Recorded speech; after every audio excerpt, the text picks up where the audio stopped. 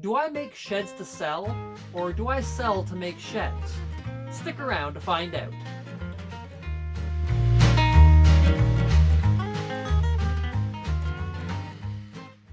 Hi there, and thanks for checking us out.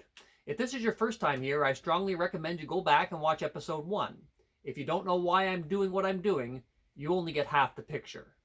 So in this episode, we're going to be talking about sales. Now, sales is something a lot of home-based business people don't like to do, but it's something that all of us actually have to do. If you don't have any sales, you can't make any products. Now, in the beginning, I asked, do I make sheds to sell, or do I sell to make sheds? Well, the answer is quite simple. I sell to make sheds. I remember back in grade 8 or 9, sitting in a geography class, and the teacher got off on a tangent about future careers that we might have. And some people said they wanted to be airline pilots, others wanted to be accountants, some wanted to be cooks and bakers and those sorts of things. And he said, no, you're all wrong. You're all going to wind up in sales. And I kind of thought to myself at the time, this guy doesn't know what he's talking about. But now that I've had a little bit of life experience, I can say I agree with him. Everybody's job, to some degree, involves sales. And as home-based business people, or people that are trying to make a little extra income on the side, we have to get past the mentality that our job is to build sheds or cutting boards or t-shirts. Our first job is sales. Until you make a sale, you don't have a business. So from now on, your number one job is to sell. Now, sales doesn't have to be hard or big or scary or complicated. It can be very simple. But there is stuff that you're going to have to do, and we'll talk about that a little bit later in the video. But without a doubt, the number one tip, your first job is sales. Tip number 2, you'll never be ready to start selling. I remember back when I made my first product to sell years and years and years ago. I was developing this product, and I thought there's 100 things I have to do before this could possibly be ready for sale. And I realized that it was never really going to be ready. I was never going to be satisfied with the end product, so I probably would never actually wind up selling it. Well, I did wind up selling wine kind of by accident. And what that did for me was really focus me on what actually had to be done in order to get the product ready for someone to use. And of the 100 things I had on my list, only 2 or 3 of them were actually real. So don't get caught in the trap of thinking that just because your product isn't 100% complete or 100% happy, or that you're 100% happy with it, that it's not ready to sell. Because the truth is, when you start selling them, the things that are going to have to be done aren't the things on your list. They're going to be something else. So sales and selling something has a real way of focusing your product development to get you to a point where you're going to be happy with it, or that the people that are going to be buying it are going to be happy with it. So the second tip is you're never going to be ready to sell, so you might as well just go and start selling. Tip number 3, if someone contacts you about your product, they've already started to make the decision to buy from you. Now, this might seem like a fairly obvious thing to say, but it's an important thing. And I'm going to use my sheds for a moment as an example because it's the clearest one that I have. When someone contacts me through my website, 3 things have already happened. Number 1, they've identified a need for the product, whether it's to keep raccoons out of their garbage or get the garage space back or whatever it may be. It doesn't matter. They've decided that they need a shed of some sort. Number 2, they've been to my website and they've seen lots of pictures of the sheds that I build, so they know exactly what they look like, exactly how they work, and exactly what they're going to get. And they've already decided to contact me, which means they like what they've seen. And number 3, they've already seen the price. Now, on my website, there are the prices of all our sheds that we sell and how much they are and what the options are and all that kind of stuff. So there's no surprise when they get to the price discussion about how much they're going to be paying for a shed. So they know all that information, and then they reach out to contact me. I can say with confidence that when someone contacts me through my website, 85% of their buying decision is done. Really getting that last 15% is just working out the details and making sure they're comfortable with the purchase. So when someone contacts me through the website, it's pretty much a done deal. Now, that's not the same for every sales channel that I have. We also do ads on Facebook, which I started running this week. Now, when someone contacts me through Facebook, the process is a little bit different. When people contact me through Facebook, they haven't necessarily gathered all the information from our website. They've maybe seen the ad on Facebook, and that's kind of about it. And you know how on Facebook they have those options that says, click here to send a message that says, is this still available? Well, I get lots of those. And for people that are doing those, I can tell you right now, they barely have read the ad, let alone looked at all the details in it. So for them, when they contact me, their decision to buy is probably only at around 5 or 10%. There's a lot of work to be done before they'll actually buy. And when they start looking, maybe they decide they don't like the look of the shed, they don't really need one, they don't like the price, whatever it might be, and they sort of can fall out at different places along that process. I would say that maybe 1 out of 10 people that contact me through Facebook actually wind up buying a shed versus probably 4 out of 5 that contact me through the website. So the sales process is going to be different depending on the avenue that someone comes to you from. So if someone reaches out to you, whether it be through Facebook or your website or Kijiji or something else, they've already partially made the decision to make the purchase. Now that can be, like I said, 85% or 5%, but at least the process has started. So if they've reached out to you, that's a good thing. Make sure you get back to them in a timely fashion with information that helps them move along to the next step in the process.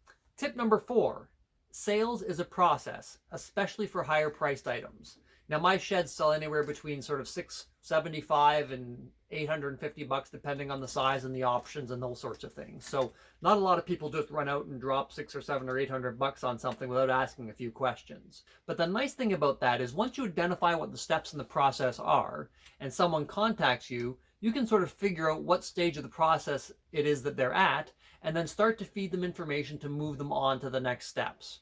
As I was saying in the previous tip, when someone contacts me through the website, they're probably 85% of the way through that process already. If someone contacts me through Facebook, they're sort of sitting at this end.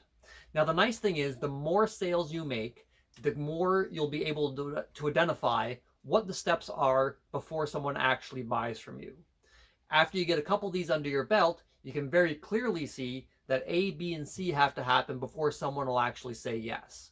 Now, there's always exceptions to that. I actually have had people that have basically sent me an email saying, I'm ready to buy. When can you deliver? Can you do it tomorrow? But those are the rarer cases. Most people need to work through a process before they actually commit to buying. So tip number 4 is figure out what your sales process is, and then when someone comes into that process, start to walk them through the steps. Tip number 5, objections are good. So objections are good for salespeople because what it means is that the person that's considering buying your product is actually picturing the product solving whatever problem it is that they have. And they look at something and say, oh, gee, I don't see how that's going to work. But they're thinking about it. So it becomes your job as the salesperson to make them understand why their particular problem or objection to buying your product is something they don't have to worry about. So for example, I get people all the time that say to me, well, I don't think my garbage cans will fit inside of the shed. But that's a good thing when they say it because it means they're actually picturing my shed sitting outside their house and looking at their garbage cans and saying, gee, I don't see how those fit inside. So now it becomes my job to explain to them that we've gone out and taken measurements from all the bins in the city where I live and the city next to us, and we've built our shed sizes specifically to accommodate those bin sizes. So all they got to do is tell me which size of bin they have, and I can say, well, what you actually need is the medium shed, not the large shed, because yours will fit inside of this particular shed. So objections are good because it means they're thinking about your product and how it's going to solve their problem, and it's your job to help them get past the concerns that they have. So tip number 5, objections are good. Tip number 6, sales is a process, and it pays to figure out what the process is you have to go through to make a sale. Now, why this is important is because when somebody contacts you, if you can figure out what stage of the process they're at, you can start to feed them information on what the next steps are going to be and answer the questions that are going to come up. Now, figuring out your process isn't easy, but it's not hard either. If you make a couple sales and pay attention to what happens, you'll be able to figure out your process. After your first couple of sales, what I always recommend doing is go back and look at all the communications you've had with the particular individual from the very first time they contacted you right up until they make a sale. And the more you look at what happens, the more you'll start to see the common things that happen with every customer. And if you can break it down and say, here's the 5 steps that I have to take from when someone contacts me to when I make a sale, when someone contacts you, you can determine how far they are along that process and start to feed them information to move them on to the next step and the next step until you finally get to the point where they're actually ready to buy. Now, they may not choose to buy. Obviously, that's their choice. But if you can work it as a process and say, here's the steps that people typically follow, and if I can help people stay on that path, they're more likely to buy from you. Tip number 7, ask for the business. It's amazing how many salespeople don't actually do this. A lot of times a customer kind of comes into a store and starts asking questions about a couch or a fridge or whatever it may be that they're buying, and the salesperson continually provides them with information, but never gets to the point where they actually say, so do you want to buy the fridge? Now, tip number 6 was about figuring out what your sales process is. Now, the very first time someone contacts you, their first email or communication back to them can't be, do you want to buy the shed? You have to wait till the appropriate point in the process to make sure they have all the information they need in order to make a decision. And that's why figuring out your sales process is really important. By the time you get to the end of it, though, you've got to make sure you include somewhere in your process a communication, a phone call, an email, whatever it may be, asking for the business. So for me, what that is once I've provided them with all the information that people typically provide, I send an email back to them saying, here's the last bit of information you need. Now, I've got a wait list right now of about 2 or 3 weeks before I can actually build yours. But let me put you on the wait list, and you're not committed to anything yet. And I'll contact you before I start building just to make sure you're interested and you're okay with the price and all that kind of stuff, whatever the email may be. But the point is just to get them onto the wait list, so that I can contact them again in about 2 weeks when I'm ready to build, and that email goes out and says, look, I'm where you are, I'm at your spot on the waiting list, and I'm ready to build your shed. I just wanted to make sure you're still okay with the size and the price and all that kind of stuff. Can I start building your shed? 9 times out of 10, an email comes back saying, yep, go ahead and build the shed. So make sure you ask for the business. Tip number 8, make it easy for people to buy.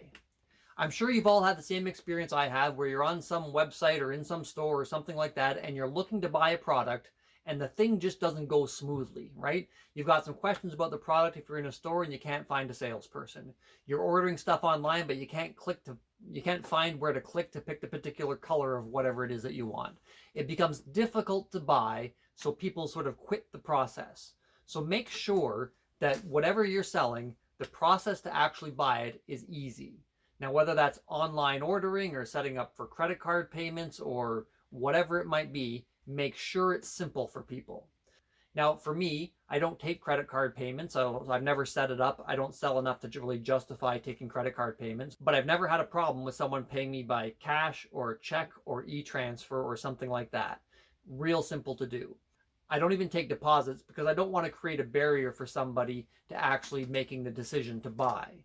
Now, the risk for me not taking a deposit is very low. I mean, if someone doesn't pay me, I take the shed back, right? I mean, it's not like it's a big problem, and I've never had that happen. In fact, in one of my last email communications with people, I specifically point out that I don't require a deposit, and I prefer to go with the Faith in Humanity payment plan. And that is that if I provide a service to someone and we've agreed on a price, that they're going to pay me. Now, that has never failed me, and maybe one day it will. But for now, it works for me. And it makes it easy for them to buy because they don't have to do anything other than say, yes, I'll buy a shed. Nothing happens from that point until the shed is actually delivered, and that's when they actually have to come up with the money for it. So make it easy for people to buy. Don't frustrate them like you get frustrated when you're in stores or on websites. Tip number 9, do something every day towards sales and marketing. Every day. Don't miss a single one. Take the weekends off if you like, I suppose, but there can be something simple that you can do every day in order to move the sales forward. At the beginning, I mentioned that, you don't have to be a super extroverted person to do sales. There's lots of ways and things you can do to make sales that don't involve you getting out in front of people face to face. Maybe it's as simple as putting up a Facebook post. Maybe it's updating your website. If you've got an email list, maybe it's sending something out to people on your email list. Maybe it's creating a flyer. Maybe it's delivering that flyer to your local neighborhood, which is something I'm going to do. Maybe it's contacting old customers and letting them know that you've got new products to sell. Maybe it's setting up an Etsy store, or maybe it's setting up a Printful account, or maybe it's boosting a post that you have on Facebook. 100 things you can do without actually talking to someone in order to increase your sales. It takes time.